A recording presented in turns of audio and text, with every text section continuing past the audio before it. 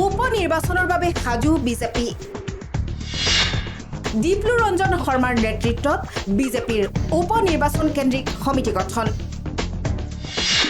5 সমষ্টিৰ দায়িত্বত 5 মন্ত্ৰী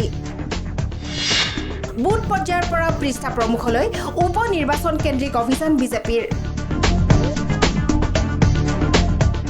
ইতিমধ্যে দায়িত্বত থকা 16 জনীয়া সমিতিয়ে উপনিৰ্বাচনৰ অভিযান তীব্ৰতৰ কৰি তুলিছে সমষ্টিসমূহত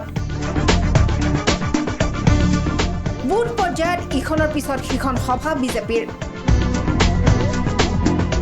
বুথ পৰ্যায়ৰ পিছত পৃষ্ঠা প্ৰমুখত বিজেপিৰ উপনিৰ্বাচন কেন্দ্ৰিক কাম-কাজ আৰম্ভ হৈছে ইয়াৰ সমান্তৰালভাৱে উপনিৰ্বাচন অনুষ্ঠিত হ'বলগীয়া 5 সমষ্টিত দায়িত্ব প্ৰদান কৰা হৈছে 5 মন্ত্ৰীক বিহালীৰ দায়িত্বত মন্ত্ৰী পীযুষ হাজৰিকা সামগুৰিৰ দায়িত্বত মন্ত্ৰী বিমল বৰা চিডলিৰ দায়িত্বত অশোক সিংঘল ধলাইৰ দায়িত্বত জয়ন্ত মল্ল বৰুৱা আৰু বঙাইগাঁৱৰ দায়িত্বত মন্ত্ৰী ৰঞ্জিত কুমাৰ দাস নিজৰ নিজৰ দায়িত্ব লৈ এই 5 মন্ত্ৰীয়ে ইতিমধ্যে কাম আৰম্ভ কৰিছে নিজ সমষ্টিত বিজেপিৰ দাবী উপনিৰ্বাচনত 5 সমষ্টি আহিব বিজেপিৰ দখললৈ মুখ্যমন্ত্ৰীৰ মন্তব্য উপনিৰ্বাচনত কৰ্তৃত্ব থাকিব সমষ্টি পৰ্যায়তে ৰাজ্যিক নেতৃত্বই উপনিৰ্বাচনত সমষ্টি ক্ষমতা প্ৰদান কৰে সেইবাবে সমষ্টিবাসীয়ে আগভাগ ল'ব লাগিব উপনিৰ্বাচনত মুখ্যমন্ত্ৰীয়ে জনালে এই কথা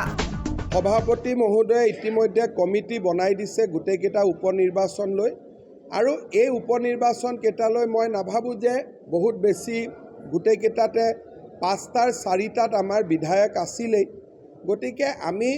সমষ্টি পৰ্যায়তে এই ইলেকশ্যনটো চলাবৰ কাৰণে পূৰ্ণ কৰ্তৃত্ব দিছোঁ তেওঁলোকে চলাব য'ত য'ত আমাৰ সহায় কৰিব লাগে আমি তাত কৰিম গতিকে